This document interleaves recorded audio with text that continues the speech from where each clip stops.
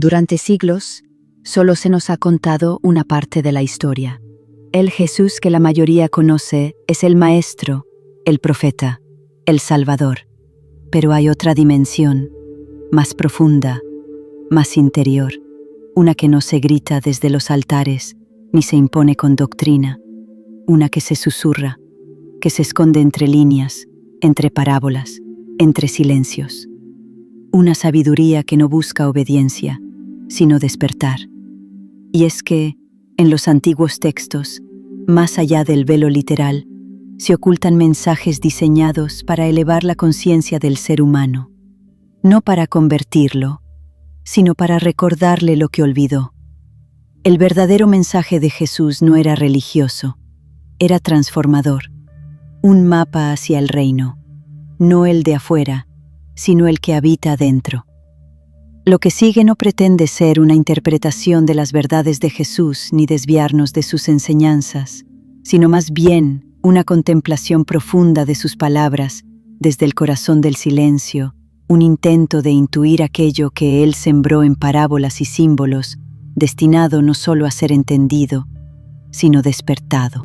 El reino de Dios está dentro de ti, Lucas 17:21.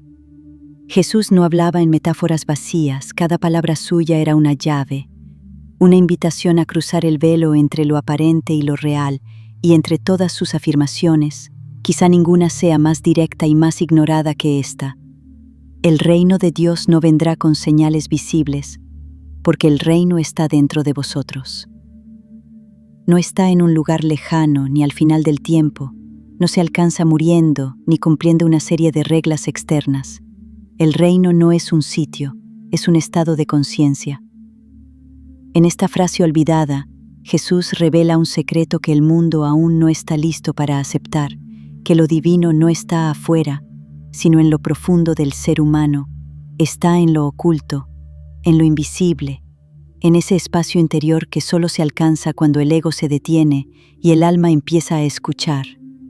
Buscar a Dios en templos o en el cielo tiene sentido para el alma dormida, pero el alma que despierta descubre que la presencia habita en su interior, no como una idea, sino como una vibración viva. Este reino no tiene puertas, pero requiere llave, y esa llave es la rendición interior, el silencio consciente, la mirada que se gira hacia adentro.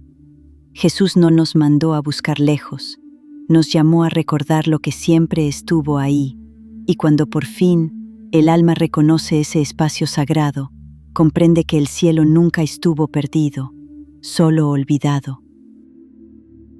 Yo y el Padre somos uno. Juan 10:30. Estas palabras no fueron entendidas, y por eso causaron escándalo. Muchos creyeron que Jesús se hacía igual a Dios, como si estuviera separándose del resto.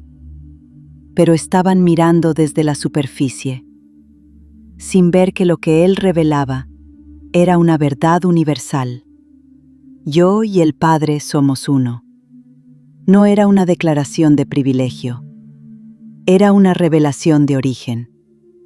Jesús hablaba desde un estado de conciencia en el que la ilusión del yo, separado, se disuelve. En ese nivel del ser, ya no hay dos. Solo hay uno. La gota ha recordado que pertenece al océano. Y al recordarlo, habla no desde el ego, sino desde la unidad esencial con lo divino. En muchas tradiciones místicas, desde el Advaita Vedanta en la India, hasta los místicos cristianos como Meister Eckhart, se ha hablado de este mismo principio, que el alma y Dios no están separados, sino que son una misma sustancia. Jesús encarnó esa verdad, y al decirlo, no quería ser adorado, quería que la humanidad recordara su origen eterno. La frase no excluye, invita, no impone, revela, porque si Él y el Padre eran uno, entonces tú también puedes despertar a esa misma unidad. No se trata de repetir sus palabras, sino de habitar su conciencia. Y cuando eso ocurre, Cuando el alma se funde en el silencio del ser, ya no pregunta dónde está Dios, porque comprende, por fin, que siempre lo fue. Si tu ojo es sencillo, el ojo es la lámpara del cuerpo. Si tu ojo es sencillo, todo tu cuerpo estará lleno de luz. Mateo 6:22. Este verso, frecuentemente olvidado, encierra uno de los misterios más sutiles. Jesús no hablaba del ojo físico, hablaba de una visión interior, del centro de percepción espiritual que, en otras tradiciones, se conoce como el ojo único o el ojo del alma. En términos esotéricos, esto se relaciona con el despertar del ojo espiritual, ese punto interno desde el cual el alma ve sin distorsión. Cuando el ojo es sencillo, es decir, no dividido, no condicionado por el ego, la luz fluye, y lo que parecía oscuro se vuelve claro. Jesús sabía que, al limpiar la visión interna, todo el ser se transforma. No se trata de ver el mundo de otra forma, sino de ver con otra conciencia. Nace del Espíritu. Nadie puede ver el reino de Dios si no nace de nuevo. Juan 3:3. Nicodemo no lo entendía. ¿Cómo podía un hombre viejo volver al vientre de su madre? Pero Jesús no hablaba de la carne, hablaba de otra clase de nacimiento, uno que no ocurre en el tiempo, sino en la eternidad del alma.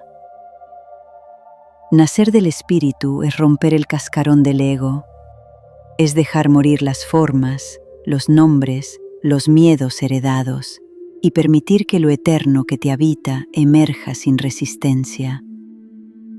No es una experiencia emocional, no es un rito visible, es una revolución silenciosa, una grieta en la identidad que habías construido para sobrevivir, por donde empieza a filtrarse la luz de lo que realmente eres. Jesús ofrecía una segunda gestación, no en un vientre físico, sino en el útero invisible de lo divino. Este renacimiento ha sido descrito, bajo otros nombres, en muchas tradiciones. Los yogis lo conocen como el despertar de la Kundalini, una energía sagrada dormida en lo más profundo, que al activarse desintegra los velos de la percepción ordinaria y abre al alma a la conciencia ilimitada. Pero no necesitas ser iniciado en templos ni entrenado en técnicas complejas. Solo necesitas desear la verdad más que tus seguridades. Solo necesitas el valor de morir a lo falso para que pueda nacer lo verdadero. Porque nadie puede ver el reino ni habitarlo si no ha nacido primero del fuego invisible que quema lo que no eres y revela, en cenizas doradas, lo que nunca ha dejado de ser. Entrad por la puerta estrecha. Mateo 7:13-14. Jesús hablaba del camino que pocos eligen, el que no está pavimentado por dogmas ni recompensas externas, sino por renuncia, disciplina interior y silencio. La puerta estrecha representa la vía esotérica, el sendero del desapego, de la meditación, de la entrega. El acceso a los misterios más profundos no se da a través del ruido, sino a través de la vulnerabilidad del alma. La mayoría escoge el camino ancho, el del ego, el del mundo, el del hacer. Pero solo quienes se atreven a atravesar la estrechez de lo desconocido alcanzan la expansión real. Jesús no llamaba a la obediencia, llamaba a la transformación radical del ser. Yo soy la vid, vosotros los sarmientos. Juan 15:5. En esta metáfora, Jesús no se refiere a una dependencia jerárquica, sino a una unidad orgánica entre el alma y la fuente. Él se identifica con la vid, la conciencia crística, y los discípulos con las ramas, extensiones vivas de esa misma energía. Estar unido a la vid es alinearse con la divinidad interna. Cuando se corta la conexión, la vida pierde sentido y el alma se seca, pero cuando el alma vuelve a fundirse con la fuente, florecen los frutos del Espíritu: sabiduría, compasión, claridad, amor. Jesús no ofrecía una doctrina, ofrecía una forma de reconectar con lo eterno.